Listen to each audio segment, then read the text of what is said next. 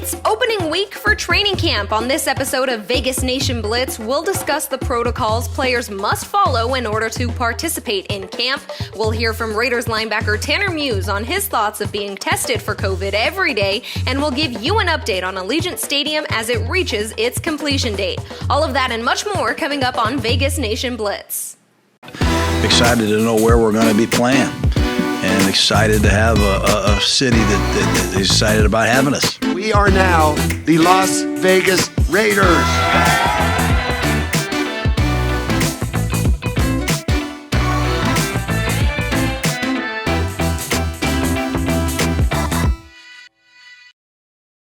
It's the moment we've all been waiting for. NFL training camp is officially here. Hey there, everyone. Welcome back to Vegas Nation Blitz.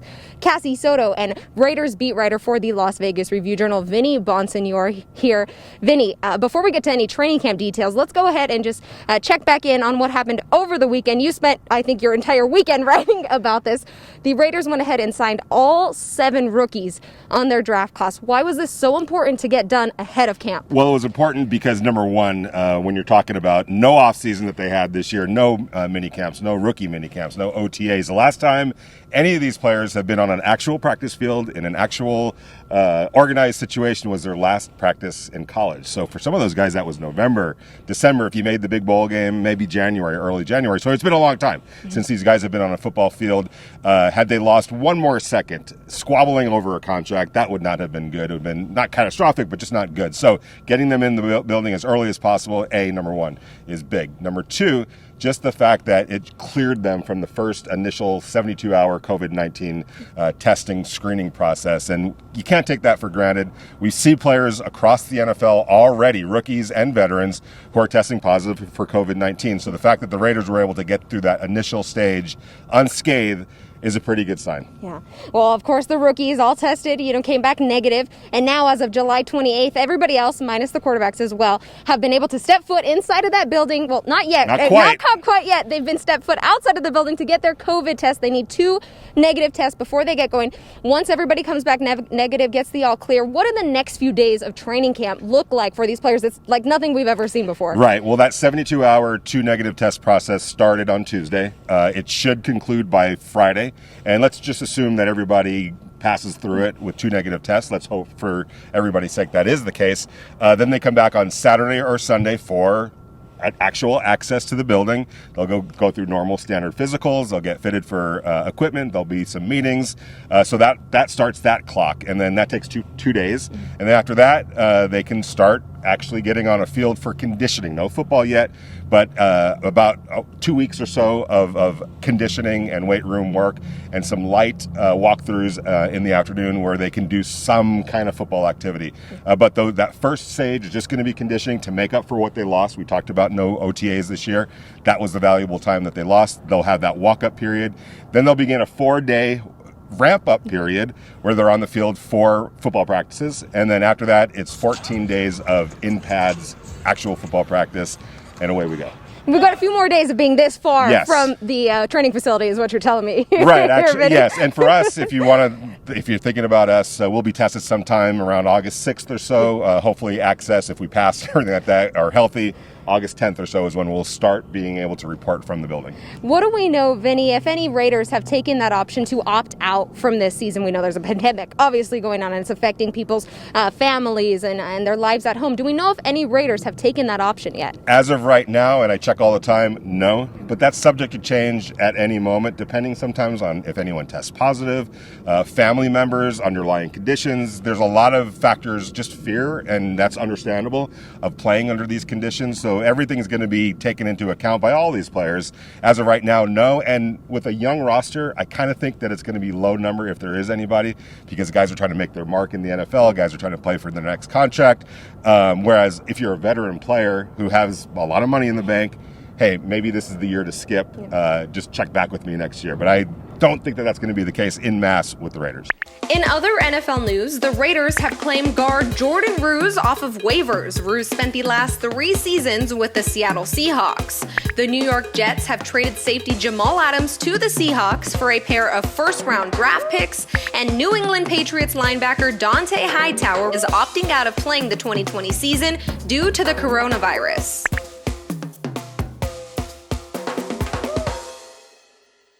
In Raiders social media news, 2 Raiders players were voted to the NFL's top 100 list this season. That, of course, is tight end Darren Waller cracking the list at number 99 and running back Josh Jacobs coming in at number 72.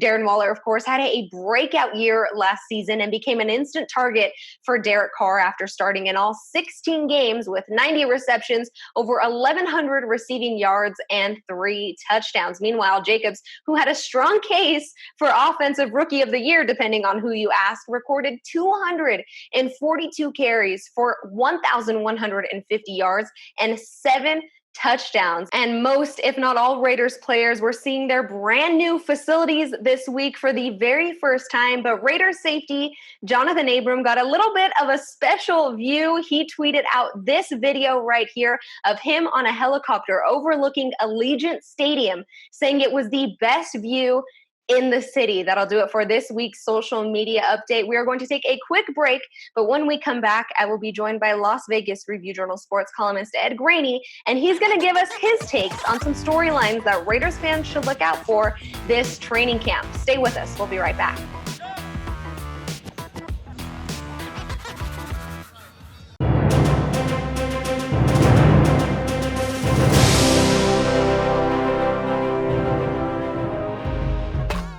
In the last 2 years, the Raiders have drafted 5 players from what school? Is it A, Alabama, B, Clemson, C, LSU, or D, Ohio State? Stay tuned for the answer.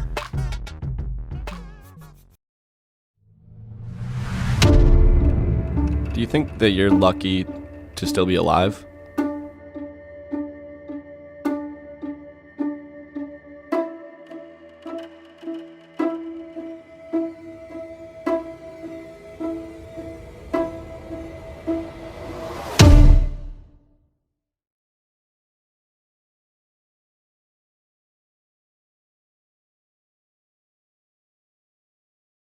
All your listeners and followers, the best name of any podcast in the world is podcast. Nobody's ever done it.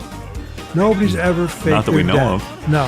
When you work with Prince, you got to get used to the fact that he changes musicians like underwear. You know, like Tom Brady. And Tom Brady, he's a quarterback in the Boston area. I'm not sure who you're talking about.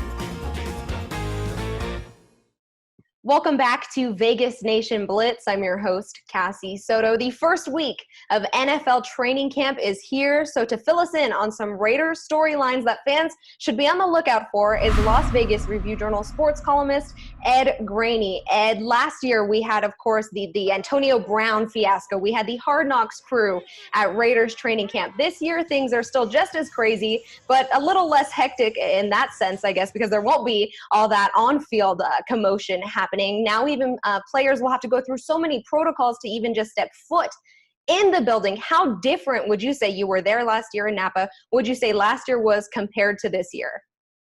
We're not in Napa anymore, Toto. There's no chance. Napa was great in the sense that the Marriott was right there. They always stayed there as a team. They could walk right from the hotel to the facility. There was no better place set up logistically. But Cassie is going to be completely different this time. Not only in Henderson, there'll be no fans. The atmosphere will be completely different. Like we said, these guys showed up. They're going to take tests all week. We don't even really know when they're going to get underway here, maybe later in the week.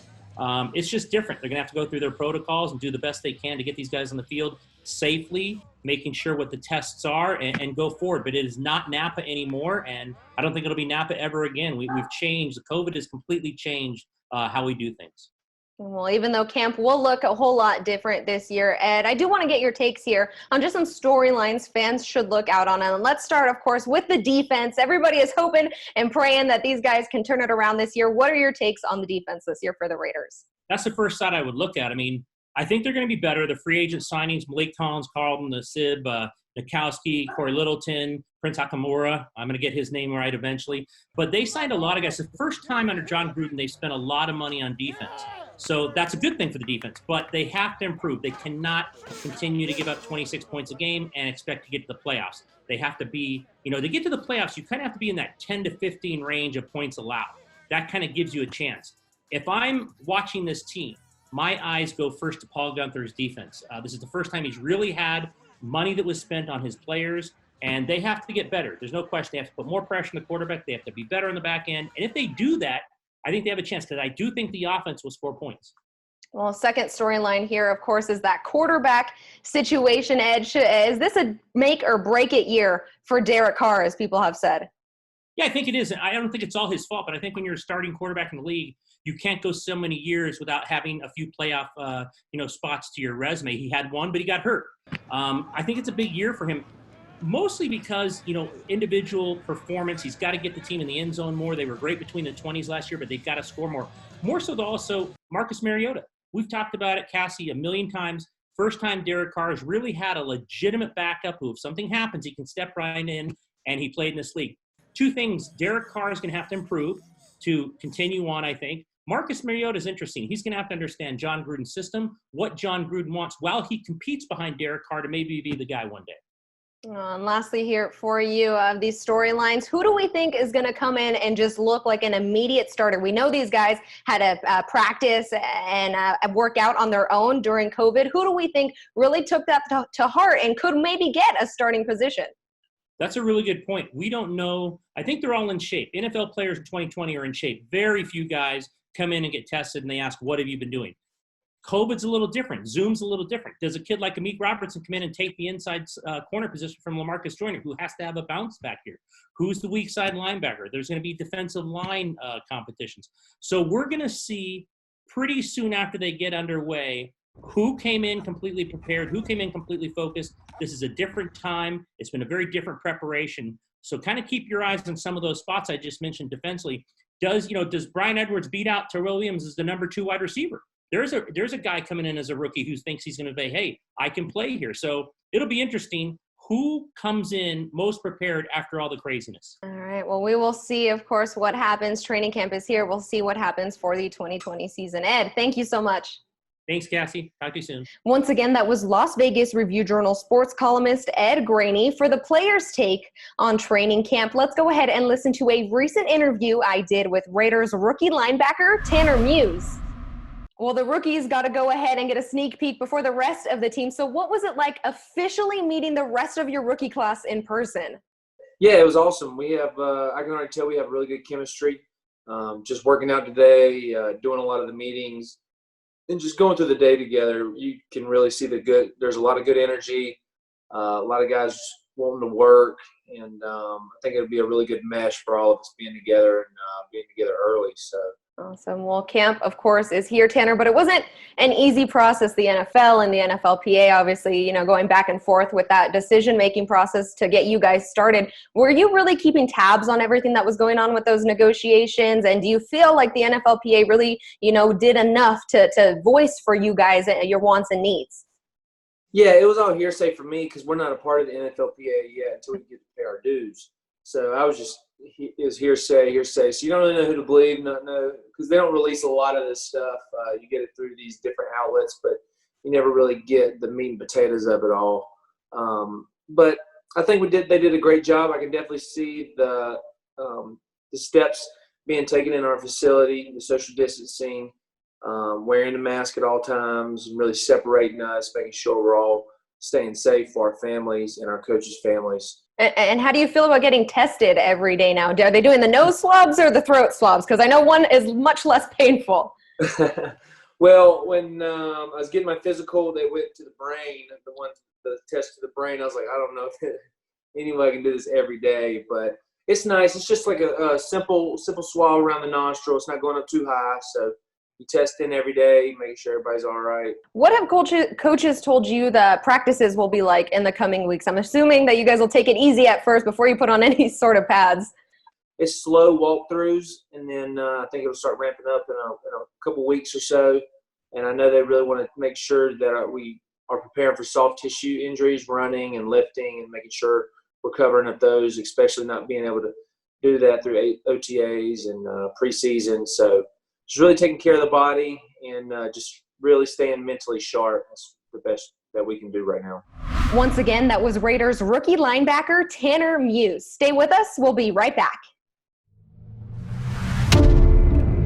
Do you think that you're lucky to still be alive?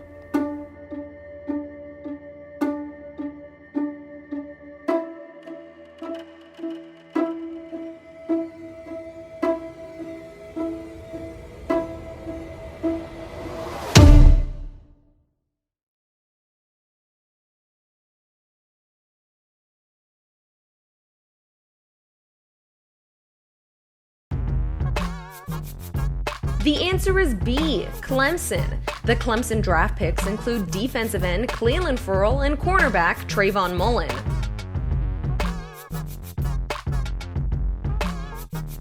Welcome back to the Vegas Nation Blitz. I'm your Vegas Nation podcast host, Heidi Fang, and I'm joined with our NFL writer, Adam Hill, and we're going to break down what has been going on between the NFL and the NFLPA, who have finally come to terms on some of the different things that they wanted to lay out for this 2020 season, including roster sizes, what's going to happen when somebody tests positive for COVID, even with the next season with the salary cap. First of all, let's start off with what we know about this season. What kind of changes are we going to see? Well, I mean, I think the biggest things right now is with training camp about to get underway, players reporting, getting their testing done. We found out about the testing, which we're not going to see that. That's not really something that we're going to see on the field, obviously. But they're going to get in there. They're going to get the testing every day for a while, just to find out the first 2 weeks what the percentage is of positive tests. And then they'll ramp it down based on where the level of positivity is. If it's under 5%, they'll switch to every other day. So close to what the players wanted, not everything that the players wanted with daily testing. And then the first 3 weeks of training camp are essentially strength and conditioning. It's not straight strength and conditioning, but we're not really going to see the first padded practice until 3 weeks into camp. Another thing that the players very much wanted. So the players got a lot of what they wanted in terms of safety protocols. Guys that opt out get $150,000 stipend if it's voluntary, $350,000 if it's a high risk player. So a lot of those things were somewhat close to what the players were pushing for. The salary cap was an interesting issue. That was a big problem that they had to work out. The owners wanted to take one hit next year, knock off the salary cap, which could have been up to $70 million. The players wanted to stretch that out because that would have been just chaos next year for a lot of these non-guaranteed contracts. So they got it over 4 years. The players wanted over 11. The owners wanted to do it right away. They got over 4 years. That makes some sense in terms of negotiation. And that was, I think, the biggest sticking point. But they got there, and I think a lot of people just figured, hey, listen, once you have a hard deadline, training camp's coming up, that's when things are going to move. And it did. It moved pretty quickly once everybody knew, hey, look, we're right up against it now. And that'll do it for us right here. For Adam Hill, I'm Heidi Fang. We invite you to stay tuned right now for Raiders history as we look back on the 9 different locations the Raiders had to choose from as they determined where their stadium was going to be put in Las Vegas. Though Raiders owner Mark Davis bought the domain name of LasVegasRaiders.com in 1998, he wouldn't begin to explore locations for a new home for the Las Vegas Raiders until 2016. In September that year, 9 locations emerged as possible sites for the Raiders' new stadium, which included a 42-acre location on Tropicana Avenue, the Wild Wild West Fertitta site, Russell Road, the Wynn Golf Course, the Old Wet n Wild site, MGM's Rock in Rio location, and Cashman Field. The top sites that it came down to were the Tropicana site, which was ruled out due to its proximity to the McCarran Airport. The Wild Wild West site was another frontrunner, which came with over 100 acres of land, and the Valley High Golf Club location, which is located just southeast of where the current stadium location is, was another option. But on May 1st, 2017, the Raiders decided on the 62-acre Russell Road site. The groundbreaking on the 65,000-seat stadium took place on November 13th, 2017. Construction on what's now known as Allegiant Stadium is expected to be completed on July 31st, 2020, and all appears to be on schedule. That'll do it for this week in Raiders history. Get ready for every Raiders game with us. Vegas Nation Game Day will give you everything you need to know about each week's matchup. I'm excited. Vegas Nation Game Day coming to you on Sunday, September 13th at 9 a.m. for the Raiders season opener versus the Panthers.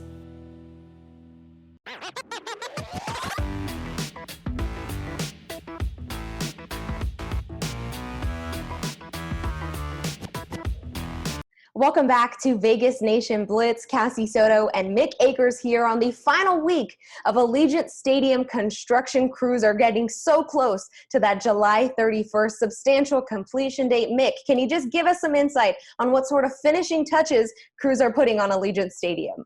Yeah, so they're been working on some of the final video boards outside. They got the large one that's going to go on the stadium itself. This faces the east.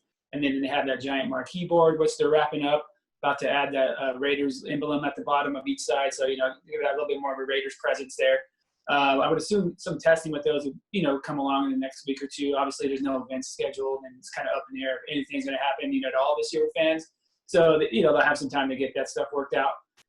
Was out there, and last night they had some lights and all that going on. You can see inside the Raider Amber store. It's pretty cool. They have some kind of football-looking statue set up in the main lobby of it. Couldn't get that good of a glimpse, but it looks like when you walk in, it's going to be a pretty good sight right when you walk into this the Raider Amber store. So that's pretty cool.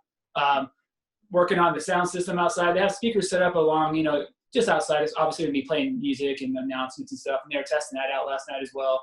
So I heard some music playing when I was going around the site. Basically, all the parking lots are all lined and everything ready to go for any kind of parking whenever that can happen. Landscaping is about done, so just kind of getting those small finished touches obviously before this July 31st date. Well, Mick, some exciting news for those California-based Raiders fans is that they will soon have a faster way to get here to Las Vegas to watch their beloved Raiders. Isn't that right? Yeah, so the Virgin Trains high-speed rail project that's going to run between initially Las Vegas and Victorville. Talks now running it into Rancho Cucamonga, and then also Palmdale, which allow riders to link up to the metro station and go down to LA. So it would be an LA to Las Vegas project as opposed to what everyone's calling it is the Victorville to Las Vegas project. So that got the final approval of bonds from the state of Nevada, which they received the final approval from California on their bond in about April. So now all the bonds are in place to go to market and sell them. So Virgin just has to sell all those bonds before September 30th. If not, those will go back to the states and affordable housing projects. But just from talking to a couple advisors and people in the industry, they seem like they'll sell these bonds before then. So plans are if that they sell through those, break ground sometime late this year, and then they'll have the trains going by 2023. Obviously, a couple of years after the stadium kicks off, but it opens up that new opportunity for want to take a quick weekend getaway down to Las Vegas, check out the Raiders, all the SoCal fans, and a big portion of the Raiders fan base. So it gives them that one more option instead of driving and getting stuck in traffic and such. Hey, let Virgin, take the wheel and, get you to and from, Southern California and Las Vegas. Yeah, traffic on the I-15 is no joke. Mick, thank you so much as always.